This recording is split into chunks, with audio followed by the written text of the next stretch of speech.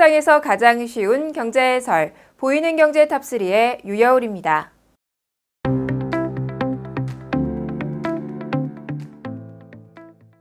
코로나19로 팔리지 않고 쌓인 면세점 명품 재고가 최고 반값에 온라인몰로 쏟아져 나왔습니다. 누물의 명품 반값 세일이 면세점 온라인몰에서 3일 시작되자마자 소비자들의 클릭이 집중되면서 서버가 마비됐다고 합니다. 신세계 면세점의 재고품 판매처인 신세계 인터내셔널 공식 온라인몰 SI 빌리지 홈페이지는 3일 오전 10시 예약 판매가 시작된 지 1분 만에 트래픽 과부하로 접속 지연 사태를 빚었는데요. 홈페이지에는 오전 내내 접속자가 많아 사이트 접속이 원활하지 않다. 잠시 후 재접속해달라는 안내문이 걸렸습니다.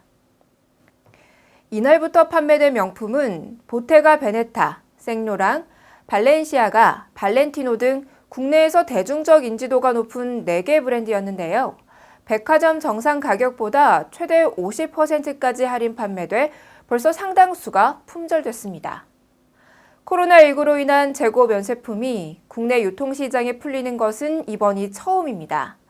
코로나19로 업황에 심각한 타격을 입은 면세점 업계를 지원하기 위한 정부의 결정인데요.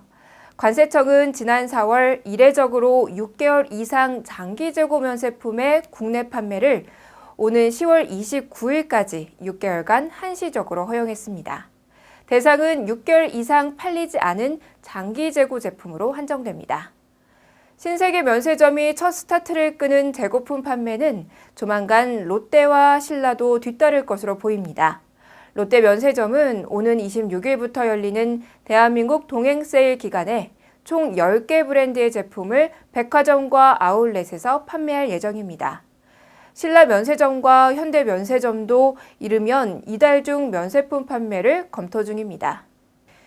당초 업계는 7월쯤 재고품 판매가 가능할 것으로 예상했지만 협력업체들의 협조로 시기가 빨라졌습니다. 관세청은 면세점 업계의 장기 재고의 20% 이상의 물량이 소진될 경우 약 1,600억 원의 유동성 재원 확보가 가능할 것으로 추정했습니다.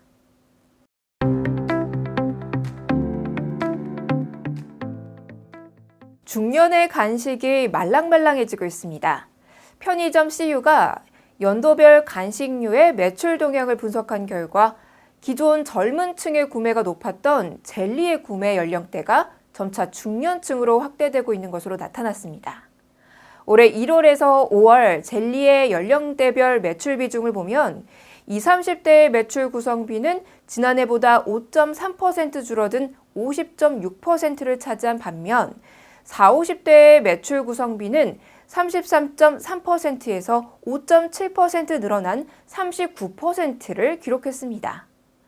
이 중 40대 매출 구성비 신장률이 돋보였는데요.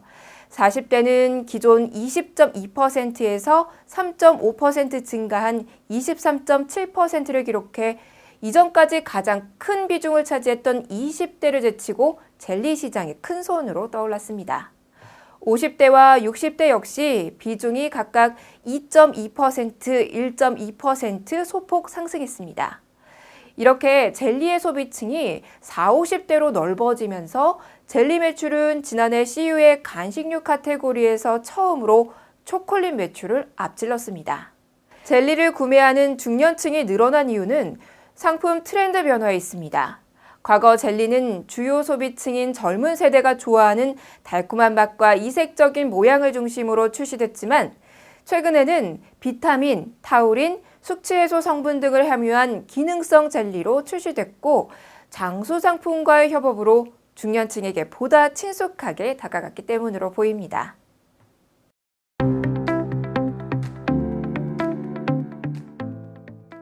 미중 무역 전쟁으로 값싼 중국산 마늘의 수출길을 끊기자 국산 마늘이 대신 자리를 꿰차고 수출 고공행진을 이어가고 있다고 합니다.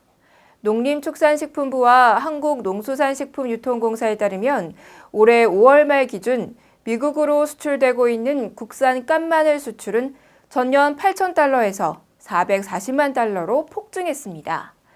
피마늘이 주로 수출되는 대만으로도 전년 1,600달러에서 55만 달러로 급증했습니다. 농식품부와 AT는 이번 마늘 수출 확대를 위해 수출국에서의 과당 경쟁 방지와 수출 창구 단일화를 위해 마늘 수출 협의회를 구성했습니다. 올해 말까지 모든 회원사들에게 기존 물류비의 2배인 14%의 물류비를 지원하고 수출 최저 가격을 자율적으로 운영하도록 했는데요. 코로나19로 어려워진 농가들에게 도움이 됐으면 좋겠습니다.